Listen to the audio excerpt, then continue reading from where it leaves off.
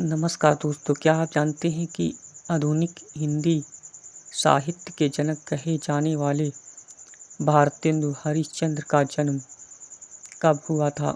उन्होंने हिंदी भाषा और साहित्य को नई दिशा दी और अपने लेखन से समाज में जागरूकता फैलाने का कार्य किया। आज हम उनके जीवन से जुड़ी भारतेंदु हरिश्चंद्र का जन्म 9 सितंबर 1850 को उत्तर प्रदेश के वाराणसी में एक समृद्ध वैश्य परिवार में हुआ था।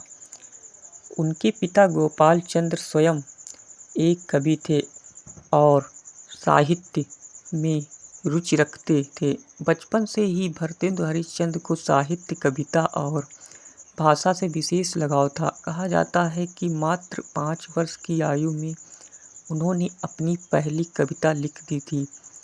उनकी प्रतिभा इतनी अद्भुत थी कि कम उम्र में ही वे हिंदी, संस्कृत, उर्दू, बंगला और अंग्रेजी जैसी भाषाओं का ज्ञान प्राप्त कर चुके थे।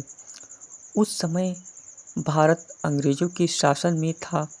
समाज में अनेक समस्याएं थीं और हिंदी भाषा को वह सम्मान नहीं मिल सकता था जिसकी वह हकदार थी। भारतेंदु हरिश्चंद्र अपने लेखन के माध्यम से समाज की बुराइयों, अंधविश्वासों और विदेशी शासन के प्रभाव पर प्रहार किया। उन्होंने भारत दुर्दशा, अंधेरी नगरी, सत्य हरिश्चंद्र जैसी प्रसिद्ध रचनाएं लिखीं। उनकी रचना अंधेरी नगरी आज भी हिंदी साहित्य की महान कृतियों में गिनी जाती है। इसमें उन्होंने भ्रष्ट शासन व्यवस्था पर तीखा व्यंग्य किया था।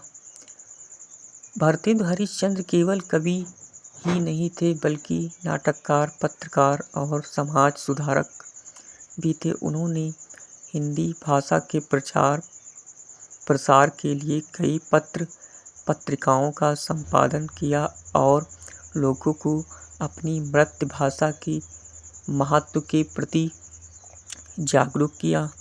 उनका प्रसिद्ध कथन था, निज भाषा उन्नति अहे सब उन्नति को मूल, बिन निज भाषा ज्ञान के मिटत न ये के सूल। इसका अर्थ यह है कि अपनी भाषा का विकास ही सभी प्रकार की उन्नति का आधार है।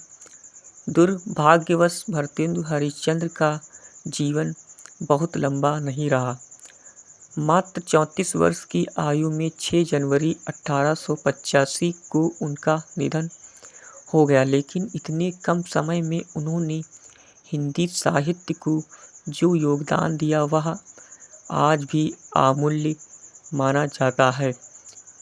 तो दोस्तों, भारतेंदु हरिश्चंद्र ने हमें सिखाया कि अपनी भाषा, संस्कृति और समाज के प्रति जागरूक रहना कितना महत्वपूर्ण है। इसलिए उन्हें आधुनिक हिंदी साहित्य का जनक कहा जाता है।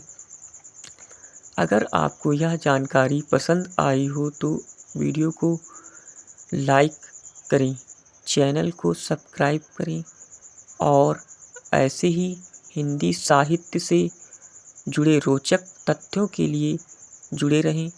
धन्यवाद। फिर मिलते हैं अगली वीडियो में एक नई वीडियो के साथ।